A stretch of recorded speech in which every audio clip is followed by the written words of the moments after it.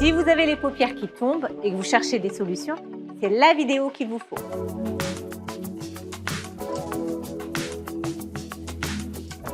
Les paupières tombantes, appelées en médecine ptose palpébrale, est l'affaissement de la paupière supérieure avec la formation d'un pli qui peut même recouvrir la racine des cils.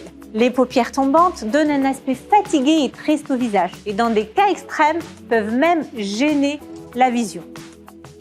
Comme le reste du visage, la peau vieillit. On va avoir une diminution de collagène et d'élastine, donc la peau perd en élasticité, en tonicité. Et la deuxième cause est la perte de tonus du muscle palpébral. C'est normal, il est sollicité tout au long de la vie. À chaque minute, on cligne entre 15 à 20 fois. En plus de ça, des facteurs extérieurs peuvent aggraver ce vieillissement.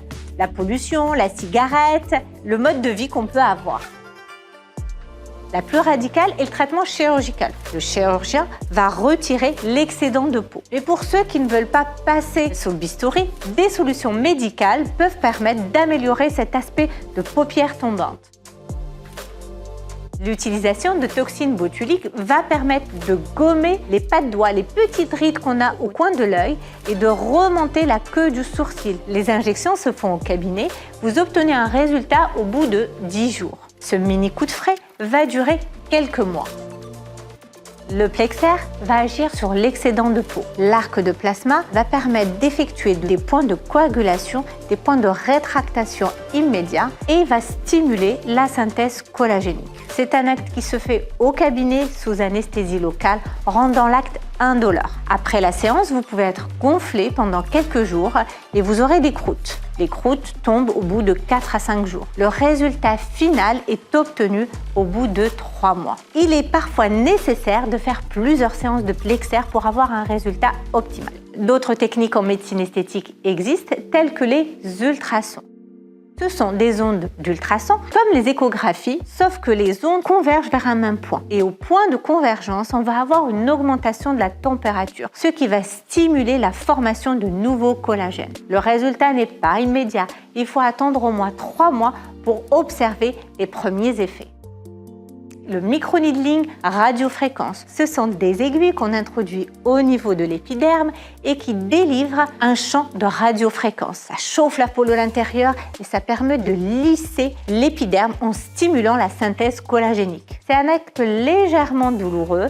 Il doit être réalisé sous anesthésie locale. On peut avoir des petites rougeurs après la séance qui durent entre 2 à 3 jours. Je vous recommande de faire 3 à 4 séances espacées de 3 semaines.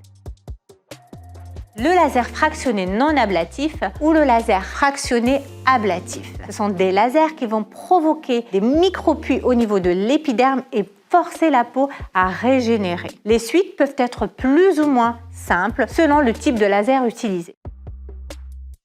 Les fils tenseurs, ce sont des fils de polycaprolactone et d'acide polylactique associés à un peu d'acide hyaluronique. Ils vont avoir une action double, une action mécanique par l'effet de traction immédiatement observée lors de l'acte. Et une deuxième action qui est la stimulation de fibres de collagène, donc une amélioration progressive du résultat dans les 3 mois qui suivent l'acte.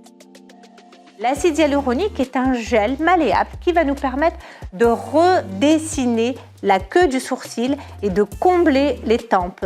Ça va donner un petit lift au regard. L'acide hyaluronique utilisé pour cette zone va durer aux alentours de 12 mois jusqu'à 18 mois. Cependant, on peut utiliser plusieurs techniques sur plusieurs séances pour obtenir le meilleur résultat. Comme nous venons de le voir, il existe plusieurs techniques en médecine esthétique qui peuvent améliorer l'effet tombant de vos paupières. Je vous recommande de combiner les techniques pour obtenir un meilleur résultat. En plus des traitements qu'on peut vous proposer au cabinet, il est important d'avoir une routine quotidienne adaptée à votre peau.